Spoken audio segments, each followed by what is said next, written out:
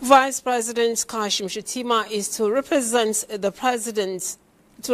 President Bola Ahmed Tinubu at the G20 Leaders Summit in Johannesburg, South Africa. In a statement, the Senior Special Assistant to the President on Media and Communications, Office of the Vice President, Stanley Kocha, says this follows the decision of President Bola Ahmed Tinubu to stay back in Nigeria and attend to security concerns in the country.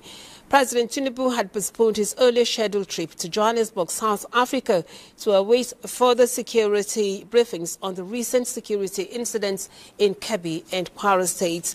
The South African President Cyril Ramaphosa, who also serves as the current president of the G20 group, had invited his Nigerian counterparts to participate in this year's edition.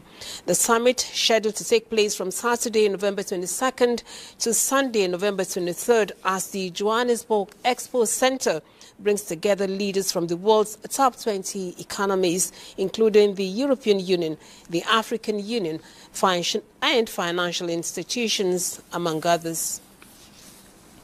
Now, Vice President Kashim Shettima has arrived in Johannesburg, South Africa, for the G20 Leaders Summit.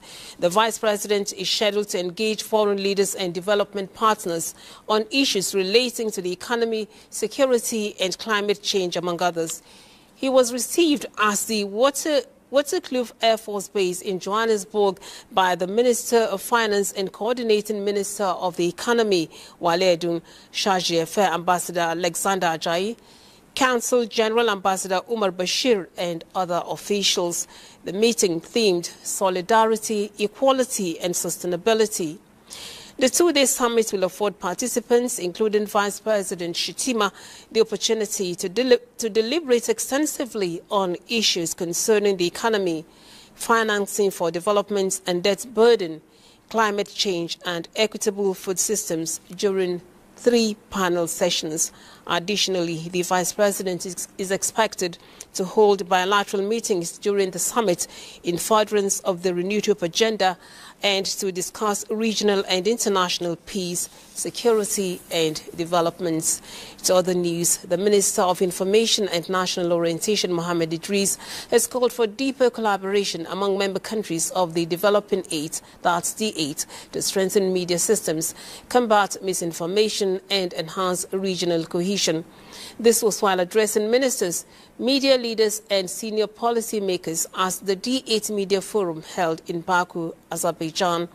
In a statement by the Director, Press and Protocol in the Ministry, Suleiman Haruna, the minister, represented by the Executive Secretary of the Nigerian Press Council, Nze Dile Zuga, spoke on the theme fostering dialogue, collaboration, and regional cohesion, emphasizing that with the D8's combined GDP exceeding $8 trillion and intra-group trade accounting for 10% of global trade, media cooperation plays a critical role in shaping public understanding, promoting transparency, and supporting developments.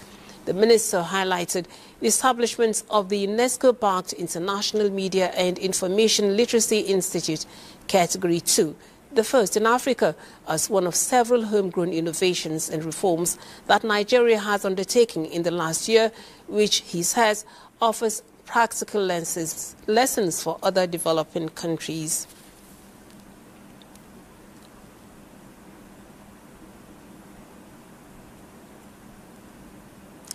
To health matters now. The Coordinating Minister of Health and Social Welfare, Professor Mohammed Alapati, and the Cross River State Governor, Basu, too, have highlighted successes recorded in healthcare delivery, which are deliverables of the Renewed Hope agenda to transform the health landscape and build a healthy population.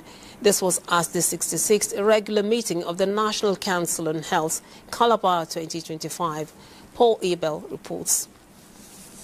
The National Council on Health is the highest policy-making body in Nigeria on health issues, and at its 66th regular meeting holding in Calabar, the Cross River State capital, with all the exploit achieved in the past 2 years, the Minister of Health and the Cross River State Governor represented are unanimous that there is more to be done towards making a difference in ensuring healthcare is available to all Nigerians, whether rich or poor.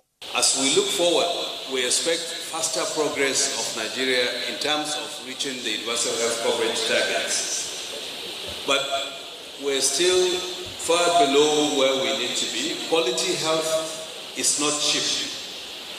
You have to invest in it. We remain resolute in our mission to ensure accessible, quality health care for all citizens, laying a solid foundation for improved healthcare outcome and progress towards universal healthcare coverage. Turning to universal health coverage demands that we transcend political affiliations, state boundaries, and institutional silos. It requires us to embrace equity as our compass, resilience as our foundation, and innovation as our value.